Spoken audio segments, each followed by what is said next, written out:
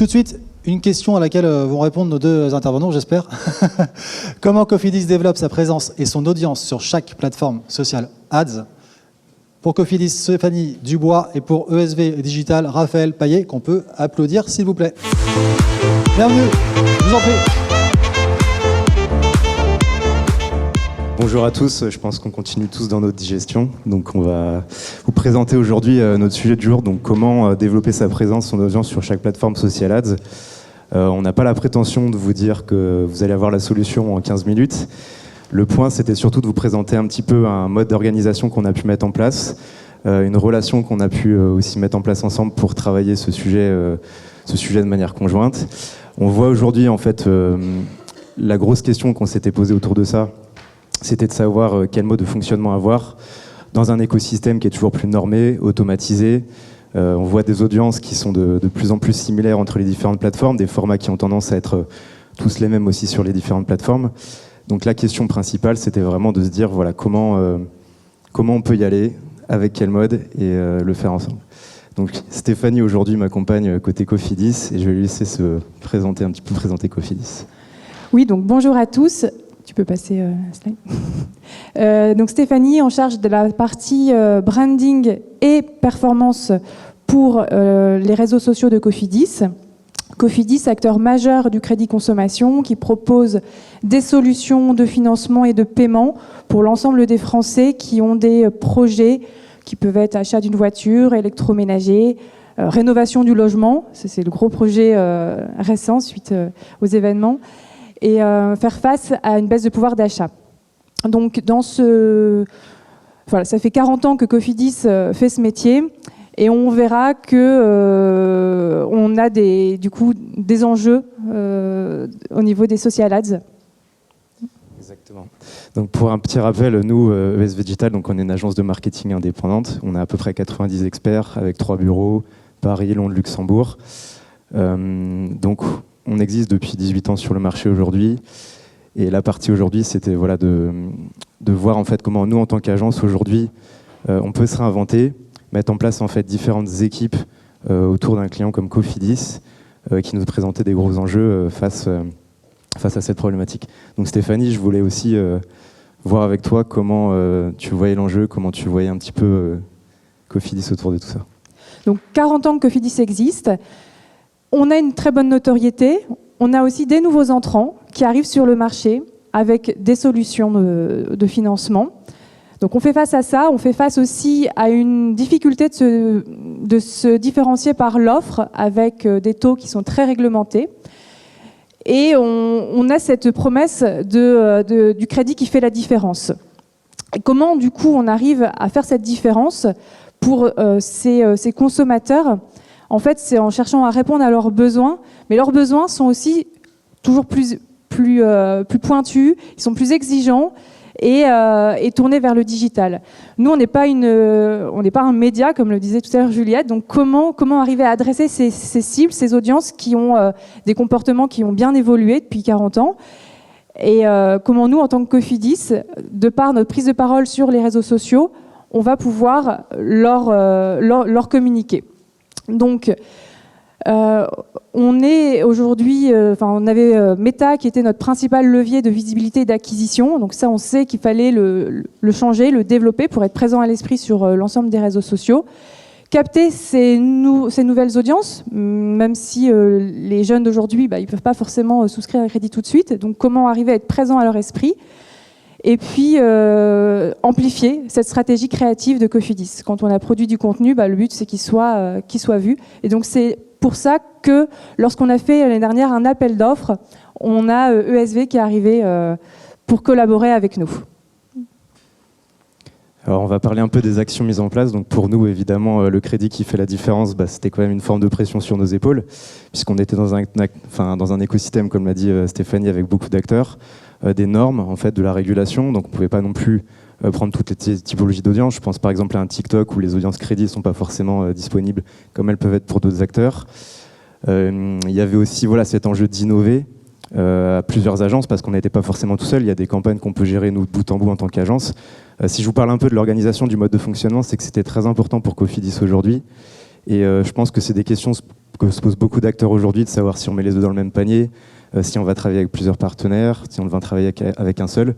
Donc l'idée, c'était vraiment de voir, voilà, de trouver ce mode de fonctionnement juste dans lequel en fait, on allait pouvoir répondre aux différentes problématiques. Donc le point numéro 1 qu'on a vu, c'était la connaissance de l'audience. Donc pour ça, en fait, on a monté une équipe de planeurs stratégiques avec le planning, c'est-à-dire pour identifier un peu ces comportements, de voir en fait quelle était un peu la consommation média des cibles sur les différentes plateformes. Donc pour ça, en fait, on a un outil qui s'appelle Kantar TGI. Je ne sais pas si certains de vous l'utilisent dans cette salle pour leur campagne, mais avant de commencer à faire quoi que ce soit sur les réseaux, de se dire quelle campagne, quel format on va aller adapter, on va chercher à savoir quelle est la consommation de chacune de nos cibles.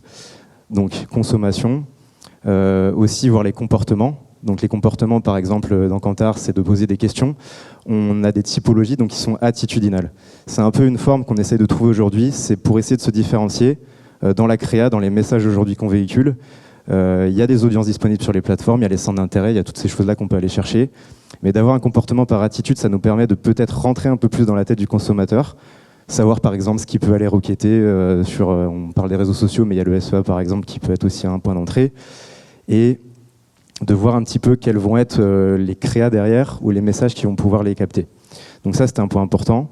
Il y avait aussi le point de faire un benchmark du paysage concurrentiel. Donc tous les mois, c'est un mode dans lequel on s'est mis pour essayer de voir ce que faisait la concurrence, comme des CTLM par exemple, ou d'autres acteurs qui proposent aussi des différentes solutions. Et d'essayer de se démarquer, de faire la différence toujours, pour reprendre le claim de Cofidis. Il y avait aussi l'identification des projets des clients, comme je disais. On a fait un truc un petit peu inédit. On est allé chez Cofidis en fait à Lille. On s'est rendu dans leurs locaux. On est allé auprès en fait de tous leurs collaborateurs qui agissaient en bac sur les réseaux sociaux, en réponse, en SAV, etc. Les commerciaux aussi en fait, tout simplement pour essayer de comprendre qui se cachait derrière la cible, comment ils appréhendaient leurs clients. Et de savoir, en fait, tout simplement, quand on envoyait un message média ou quand on envoyait une campagne ou de l'investissement, savoir comment ce serait traité derrière, ça aide aussi beaucoup, on va dire, à orienter les optimisations, à orienter aussi parfois les créas, les messages. Il y a eu aussi toutes ces revues de parti pris qu'on faisait de manière assez itérative dans les différentes business reviews qu'on avait ensemble, pour à chaque fois se dire est-ce qu'on est dans le bon sens ou non. Il y a aussi la question des objectifs qui se posaient sur les différentes plateformes. Donc par exemple, Meta, comme l'a dit Stéphanie, était un peu le levier principal. On voit aujourd'hui, enfin on les a vus dans les conférences précédentes, il y a de plus en plus de leviers, ça pullule, etc. On voit un TikTok qui prend de plus en plus d'ampleur.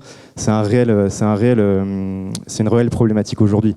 J'ai mon audience méta, c'est là où j'ai la conversion, c'est là où j'ai mes clients phares, on va dire. Mais je vois d'autres plateformes qui pullulent et qui vont peut-être pouvoir répondre aussi à ma problématique. Donc le point, il était ici aussi, c'était de voir comment avec Meta, voilà, maximiser toujours les conversions, mais en allant explorer d'autres plateformes. Tout le monde dans cette salle n'a pas de budget infini, donc il faut pouvoir aussi le splitter dans les différentes plateformes. Et c'était tout l'enjeu de cette problématique. Donc TikTok, comme je l'ai dit, qui était peu exploité par la concurrence, ça c'est aussi un point important, parce qu'on voulait aller chercher ces nouvelles cibles, auprès notamment des jeunes.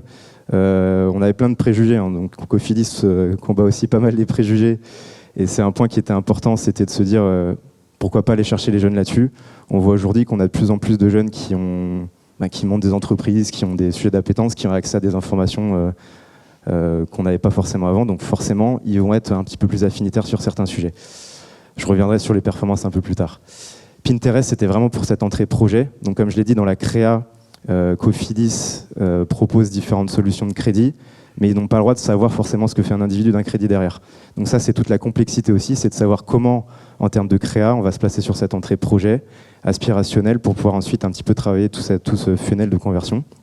Et Snapchat sur la partie un peu lens, amplification de trafic pour vraiment à chaque fois amener le maximum de trafic sur site. Donc toutes ces plateformes qu'on allait viser, c'était un renouvellement d'audience, essayer de la rajeunir aussi, mais aussi amener du trafic sur site pour renforcer vraiment toute la stratégie de retargeting qu'on pouvait avoir derrière. Et enfin, je viens à la créa, c'est là qu'on travaille en partenariat donc avec 2 autres agences. Je pense que c'est pas banal parce qu'on est tous un peu souvent décloisonnés entre la créa, le média ou d'autres partenaires en fait sur l'accompagnement client.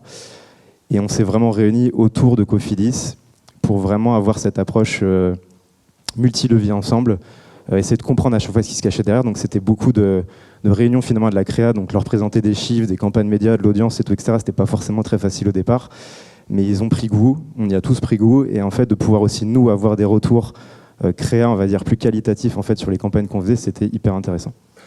Et enfin, l'importance de la stratégie vidéo, donc l'a mentionné avant, effectivement, c'est aujourd'hui le nerf de la guerre, dans le sens où on voulait faire la différence, pousser un message différent sur nos audiences. La vidéo, c'était le premier levier pour nous, on va dire, de créa pour faire passer des messages plus facilement. Et dans tout ça, tu oublies quelque chose, c'est qu'on a travaillé ensemble à casser les préjugés que tu pouvais avoir en tant qu'expert média sur les réseaux sociaux et vraiment apporter en tant qu'annonceur la volonté de dire « Ok, vous avez vos convictions, mais nous on veut tester ». Et on a vraiment été ensemble dans une logique de test and learn. Alors j'attendais le clash aujourd'hui, donc le voilà. Je choisirai mieux la prochaine fois.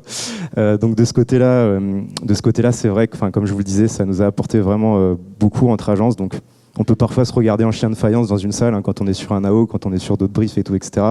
Là, vraiment de construire ça ensemble. Je souligne cette approche-là parce qu'on voit qu'aujourd'hui les partenariats, et on le voit sur d'autres conférences, permettent en fait vraiment de se mettre au service d'une problématique, d'aller vraiment défendre un petit peu les objectifs.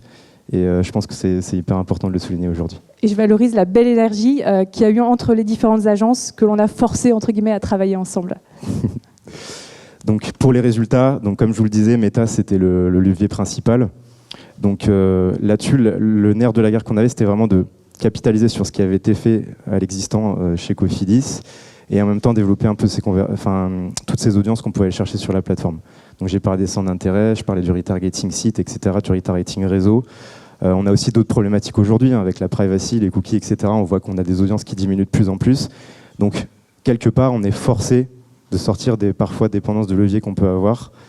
Donc sur Meta, le point positif, c'est que on avait un contexte de 40 ans, un contexte de concurrence qui pullulait. C'est pas parce qu'on fait une OP 40 ans qu'un concurrent en face, il va pas se dire tiens, pourquoi pas moi aussi y aller. Donc finalement, quand on fait des OP spéciales, tout le marché suit et c'est compliqué aussi derrière.